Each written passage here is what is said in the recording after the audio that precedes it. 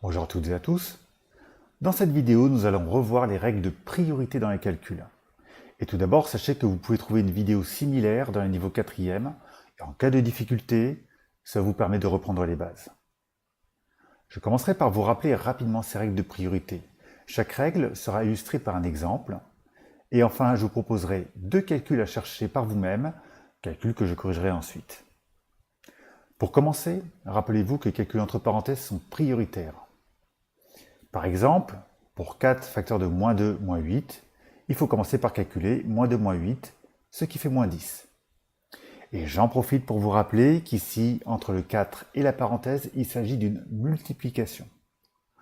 En maths, on peut ne pas écrire le symbole de multiplication, sauf bien évidemment entre deux nombres. Pour finir le calcul, on n'a plus qu'à faire le produit de 4 et de moins 10, ce qui donne moins 40. Voilà pour ce premier exemple. La deuxième règle dit que si on a une multiplication ou une division et une puissance, il faut commencer par calculer la puissance. Par exemple, ici, il faut commencer par calculer moins 5 au carré.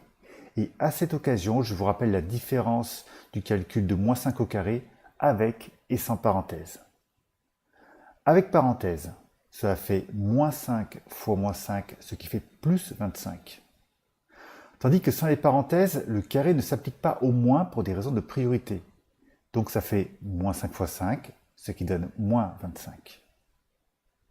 Donc ici, on obtient 7 fois 25, ce qui fait 175. Voilà pour ce deuxième exemple. La troisième règle dit que les multiplications ou les divisions doivent être effectuées avant les additions ou les soustractions. Par exemple, dans cette expression, il faut commencer par calculer moins 3 fois moins 6, ce qui fait plus 18. Et ensuite, moins 5 plus 18, ça donne 13. Voilà pour ce troisième exemple. Mais j'ajouterai juste que pour certains d'entre vous, la multiplication à effectuer est 3 fois moins 6 au lieu de moins 3 fois moins 6. Mais en réalité, cela ne change pas grand-chose, car dans ce cas, on obtient moins 5 moins moins 18, ce qui redonne moins 5 plus 18, qui fait encore 13. Ça revient donc au même, mais pour plus d'efficacité, je vous conseille la première version qui est un peu plus rapide. Bien, eh bien il est temps de passer aux exercices. Je vous conseille donc de vous munir d'une feuille pour rechercher ces 2 calculs et de mettre sur pause le temps qu'il vous faudra. Allez, on passe à la correction. Pour la première expression, il faut commencer par les parenthèses. Donc le calcul dans la première parenthèse, moins 6 plus 10, ça fait 4.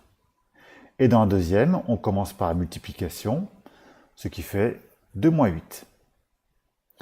Et n'oubliez pas qu'entre les deux, il s'agit d'une multiplication. On aurait pu l'écrire plus tard, mais rien n'empêche de la mettre à cette étape. Ensuite, on calcule 2 moins 8 et ça fait moins 6. Et pour finir, 4 fois moins 6, ça fait moins 24. Pour la deuxième expression, on va commencer par le calcul dans les parenthèses. 5 moins 8, ça fait moins 3. Ensuite, rappelez-vous qu'entre la multiplication et le calcul de la puissance, c'est la puissance qui est prioritaire. Moins 3 au carré, ça correspond à moins 3 fois moins 3, ce qui fait plus 9. Après ça, on calcule le produit. 4 fois 9, ça fait 36. Et pour finir, on calcule les sommes. 6 moins 36, ça fait moins 30. Et c'est fini. Voilà pour ce rapide rappel sur les priorités de calcul. Et je finirai sur le même conseil que d'habitude.